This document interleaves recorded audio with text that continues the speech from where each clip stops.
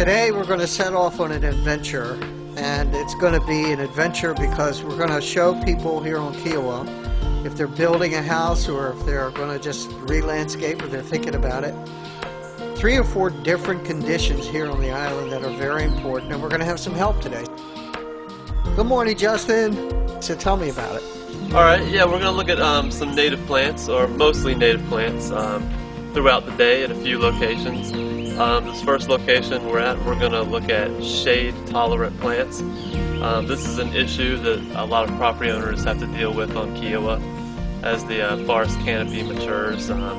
Instead of just putting down mulch or pine straw, we try to encourage property owners to use understory or ground cover plants.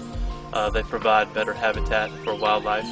And so at our first location here at Reds Bluff, we're going to talk about a few, or several I guess, understory type plants that do really well in shade. Most of them are native, but I think there's one that's not, but it'll also work. Great, let's get going.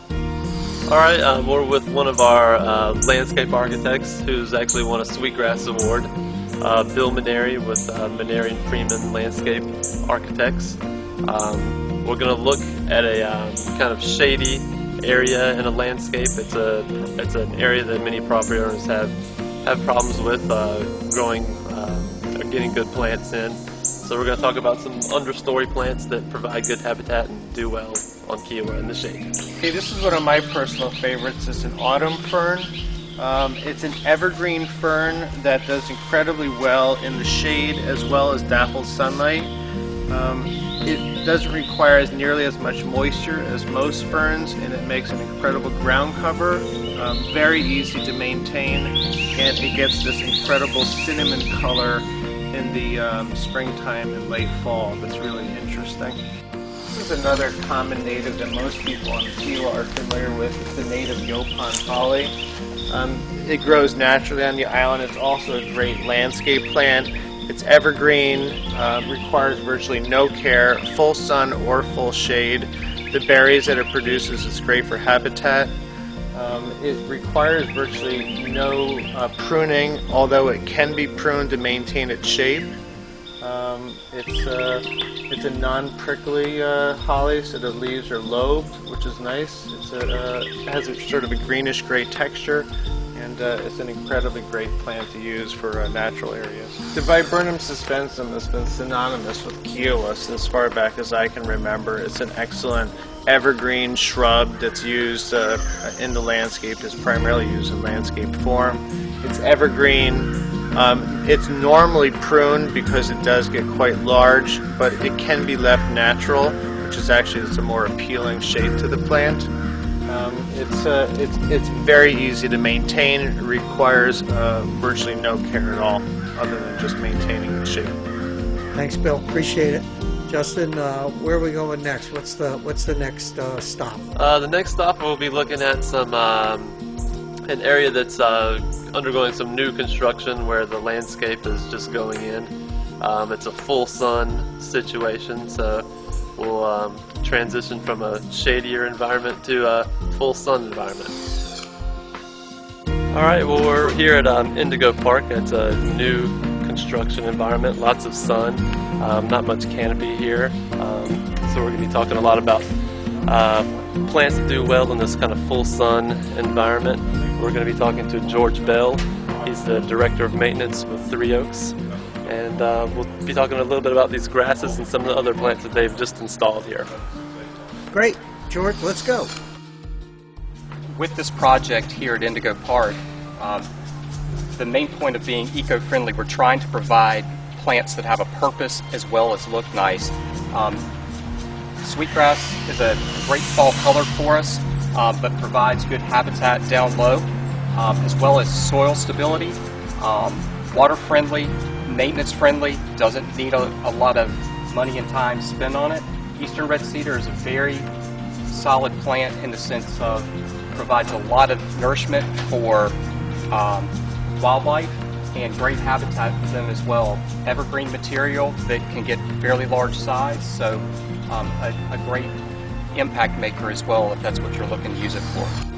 George, tell me about this wonderful plant. I mean, it's new, but there are a lot of butterflies, and it's really pretty. Absolutely.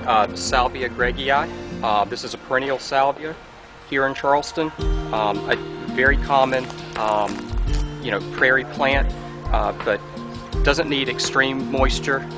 Great butterfly attractor, hummingbird with the red color. Gets more dense as it matures. They get a little stringy late in the season, and as we get into our fall season, you can see where they're, just a little thin on the bottom, but they're wanting to break back out. And this will, get more full and more robust as the years go on. A nice long-term perennial, and a good color pop out for the full sun. And right here we have another one of our plants that's traditionally thought of being more of a used in the shade environments.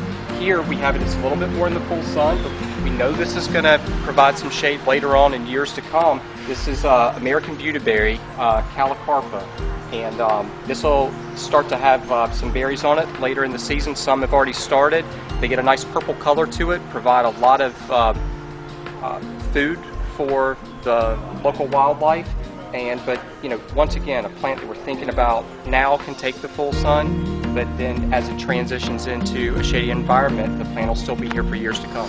All right, well, thanks again, George, for coming out and talking to us about the landscape issues and situations you guys have faced here at Indigo Park. It's a really neat project, lots of low maintenance, sustainable plants being used here, and again, we really appreciate your time and appreciate what you and Three Oaks do for the island.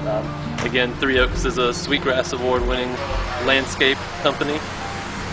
So thanks. You're welcome. Thank you for having me. I appreciate your time. Now we're with John Tarkany. John's a landscape architect with John Tarkany Associates. They've done a lot of work on the island, including a renovation project here on Ocean Course Drive. It's an area where there is some variability with the soil being here along the marsh edge and the pond edge, and John's going to talk a little bit about the project here and what they've done to increase habitat and make things more sustainable.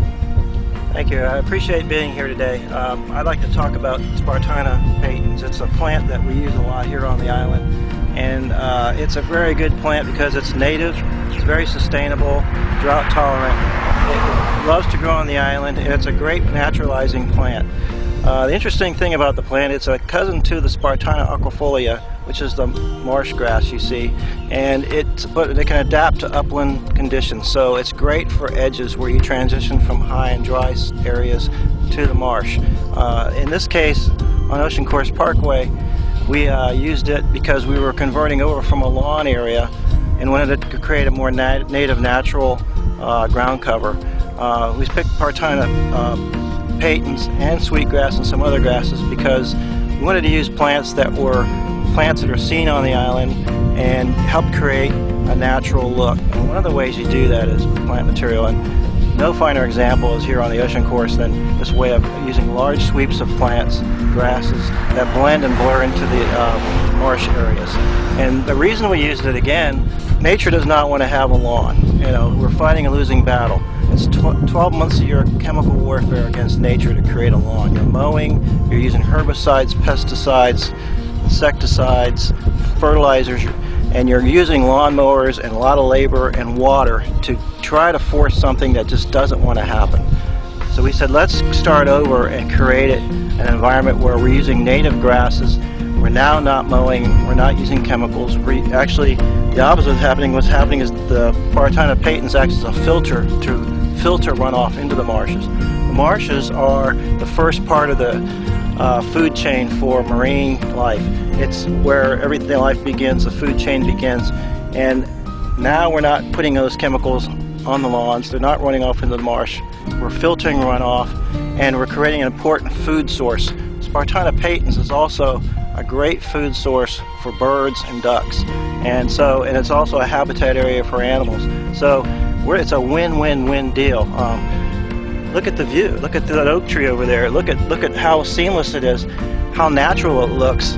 We didn't want it to be a plant that you would say, oh, that's a pretty little plant. It's not really. It's a really kind of plain Jane plant, but it's probably the most underappreciated plant in our ecosystem, and that's why we used it, and that's why we're proud to show off how well it's done. And one of the things you always worry about as a landscape architect is coming back 2 years later and seeing if it's still thriving and doing well, knowing that it's not going to need a lot of maintenance. Well, you can see it's doing very well.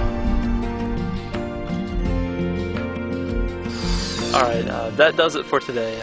We've talked a lot about the situations that many property owners face when they're thinking about landscaping on their property here at Kiawah. We've discussed plants that do well in shade as well as a full sun environment. We've also talked a little bit about plants that can do well in wet conditions as well as dry conditions, things that are drought tolerant. The important thing to remember is that although we've talked mostly about native plants today, we've also talked about some non-native, non-invasive plants, but all of these plants provide good habitat for wildlife. They provide cover and also a food source, especially for birds, so that's important. So if you're thinking about a landscaping project, either where you're just adding some things in, or maybe doing a renovation to your existing landscape, or doing a new landscape along with new construction, keep these plants in mind, and also feel free to contact the experts that we worked with today, Bill Maneri, George Bell, and John Tarkany. They're great resources, and we thank them very much for the help that they've given us with this project.